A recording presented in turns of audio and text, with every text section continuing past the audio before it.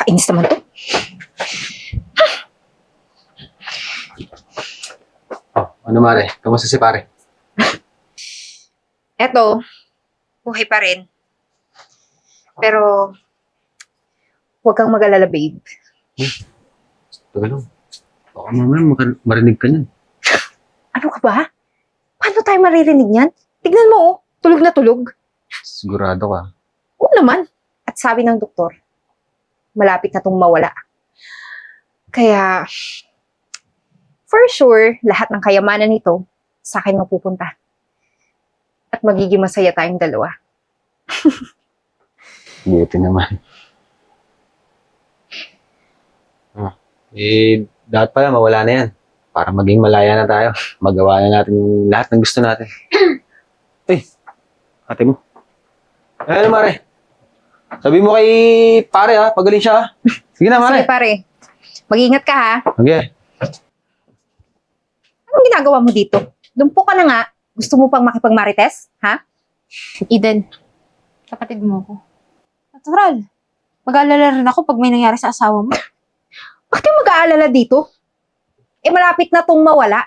Dapat nga, sa akin ka mag-alala, di ba? Kasi kapatid mo ko. Bakit ka nagsasalita ng ganyan? Malamang, siya yung nasa ospital. May nangyari bang masama sa'yo? O baka naman may gusto ka sa asawa ko. Pero, alam mo, hindi ko naman kailangan maging concerned dito eh. Kasi sabi ng doktor, malapit na itong mawala. At masaya ako doon sa balitang yun. Kasi lahat ng kayamanan niya, mapupunta na sa akin. At yayaman pa ako. Hindi mo naman nasasabi yan, ha? Sarili mong asawa? Gusto mo mawala? Pagkakata mo ang pera?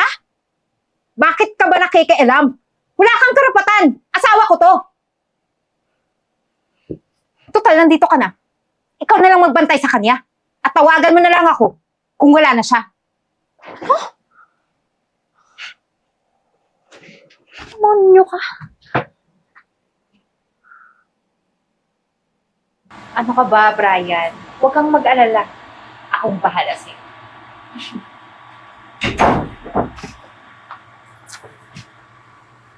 Dito ka nga. Ang ginagawa mo dito, Brian, ha? Kapatid mong lumpo. Ba't ka nagtatanong? Bakit ka ba nandito, ha? Huwag mong sabihin, Tegi na yung asawa ko. Bakit hindi mo ko tinawagan para mapalibing na agad at maging legal ang relasyon namin ni Brian? Sobra ka na eh. Mawawala na yung asawa mo. Inuunang ko yung paglandi. Bakit ba? Wala kang karapatan kung ano man yung gawin ko. Palamunin ka lang dito at pinatira kita dito. Ay, huwag mo kong pagsasalitaan ng ganyan. Hindi ko nagpatira sa akin yung asawa mo. Kahit ano sabihin ko sa'yo, may karapatan ako dahil kapatid mo ko. O sige, sabihin natin siya nagpatira. Pero kung hindi dahil sa akin, wala ka dito ngayon. Sumunod lang naman ako kung anong gusto niya, di ba? Hoy, ikaw. Huwag mo ang ginaganyan si Eden. Tsaka, anong pakialam mo? Alam mo, ikaw isa ka pa eh. Di ba best friend ka ni Jay? Tinatarantado yung tao eh. Ikaw, kung di ka lang babae, nalumpo na kita. Teka, lumpo ka na nga pala. Baka nasunod na kita doon kay Jay. Binabantaan mo ko, ha? Sige, gawin mo. Papakulong ko kayo. Brian, ano ka ba? Huwag mo nang pag-aksayahan ng panahon tong kapatid kong lumpo. Kasi, mapapasa atin na yung mga naiwang kayamanan na mawawala kong asawa. Kaya mag-enjoy na lang tayo, okay? Mag-celebrate tayo. Cheers. So ano bang hinihintay mo? Lumayas ka na dito kasi wala naman akong pakialam sa'yo. Isa pa si Jay naman yung may gustong pumunta ka dito at tumira, di ba? Layas na! Ano? Gusto mo? Tulak pa ka na dyan? Palabas? Ano? Paking mera.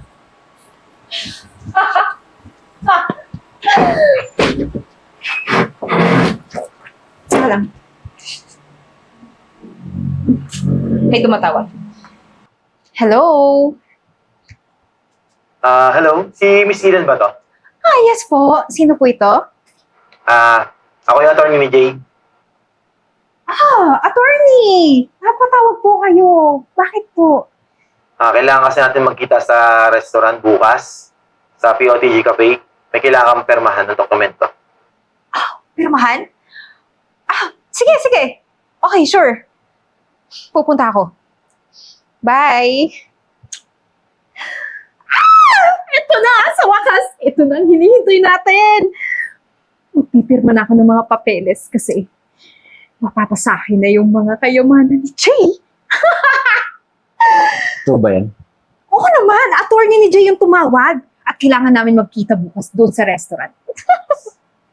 Sige, paano? Linisin ko na yung kwarto mo dun.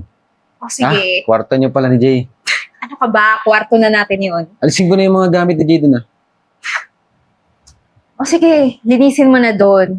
Pwede mo na ding itapon lahat ng gamit ni Jay kasi magiging kwarto na natin yun. Magsasama tayo, di ba? Sige na. Hindi na natin ituloy yung... Alam mo na. Okay. O, punta ka na doon.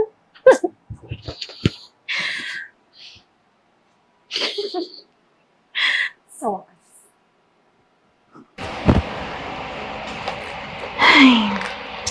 Ano ba? Pinaghihintay ata tayo ng attorney na yun Kanina pa tayo andito. ano ka ba, babe? Chill ka lang, relax. Maghintay lang tayo. Huwag kang masyadong magmadali. Ano ka ba? Mapapasatin din lahat ng kayamanan ni Jay, okay? Oh, ayan na pala. Gamitin ka dito. Sorry. Nalate ako eh. Masyado kasing traffic. Ano ba, attorney? Hindi mo ginagampanan na maayos yung trabaho mo. Kami ba pinaghintay mo talaga? Akin na nga yung mga papeles para mapirmahan ko na at may sala na sa pangalan ko lahat ng ari-arian ng asawa ko. Pirma mo na agad. Kakainis. Miss Eden, teka lang Di mo ba muna babasahin yan kung anong mga nakasaad dyan? Ginagawa mo ba akong bobo? Malamang alam ko yun nandito. Pinirmahan ko para mapasakin na yung ari-arian ng asawa ko. At isa pa, patay na yung asawa ko, di ba? Kaya wala nang ibang may karapatan, kundi ako lang. Oo nga. Kaya nga, lakas ng loob mo, no? Kasama mo pa talaga yung kabit mo. Ikaw wag mong pinaghihimasukan yung buhay ko. Hindi mo ako kilala. At lalong-lalo na, hindi mo kilala kung sino yung pinagsasabihan mo. Tsaka pati ba't nangyayang yan? Hindi ko nga alam eh. Andito ka lang para pirmahan namin yung papel. Di para pakalma kami dalawa. Ayusin mo yung trabaho mo. Attorney ka lang. So ngayon, kung wala na akong pipirmahan, aalis na ako. At tawagan mo na lang ako kung nalipat na yan lahat sa pangalan ko, okay? Tara na, Brian.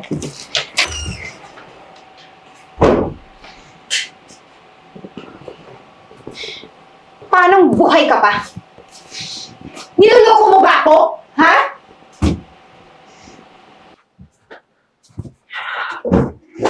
Oh, ate, ba't ikaw gumagawa dyan? Nasaan na yung katulong natin dito?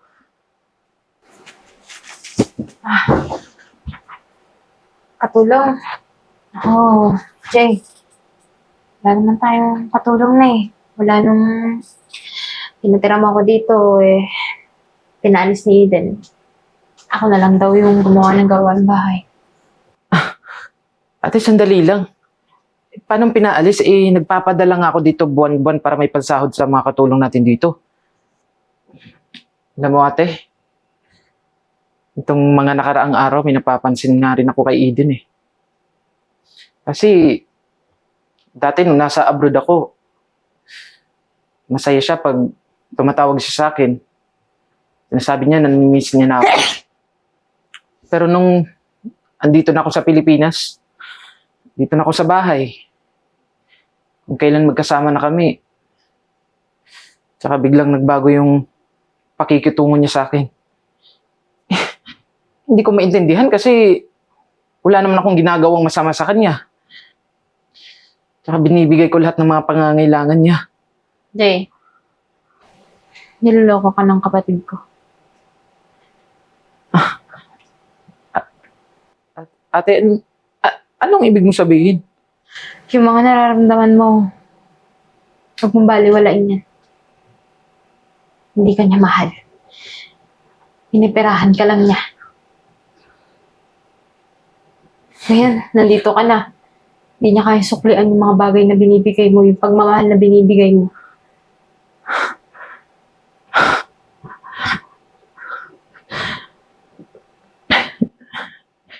Hindi ko akalain magagawa sa akin itong Eden. Ang buong akala ko, mahal na mahal niya ako kasi nung nasa abroad ako, yun yung pinaparamdam niya sa akin eh.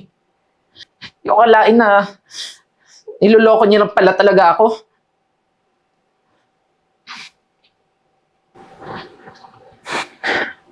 Pero hindi. Ate, hindi niya magagawa sa akin to. Hindi. Mali yung iniisip ko. Hindi tama to. Jay, best friend mo yung lalaki niya. Si Brian. Marami akong ebidensya. At halos lahat sa buong barangay natin alam yung relasyon nila. Ikaw na lang yung hindi. Kaya nga, tama lang na umuwi ka eh. Nang malaman mo yung totoo. Kung gusto mong malaman yung totoo, tutulungan kita. Hulihin natin sila. May plano ako.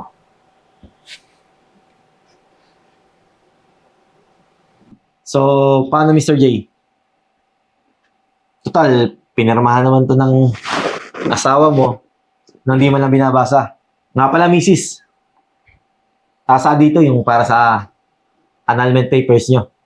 At isa pa, sigurado ako na mabubulok ka sa kulungan. Dahil ikaw na mismo ang umamin sa akin.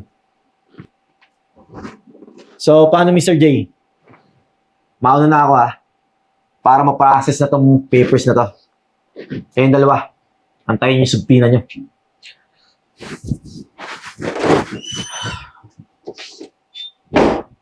Ang kapal ng mukha mo!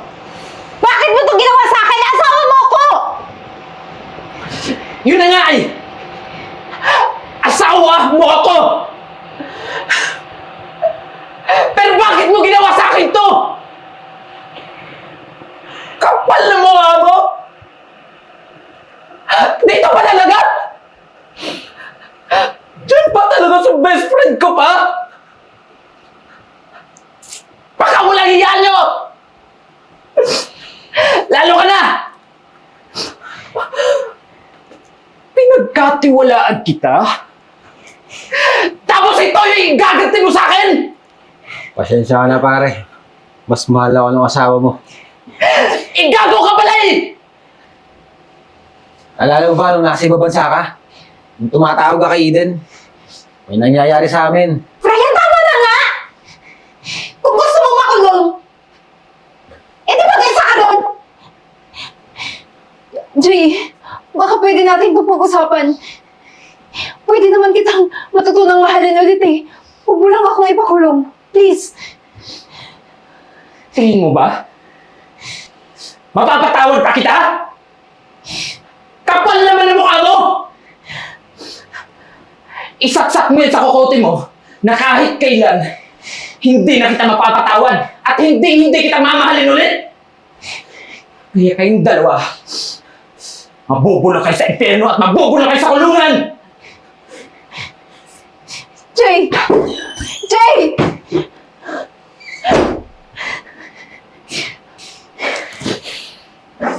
Ayos ka din ha.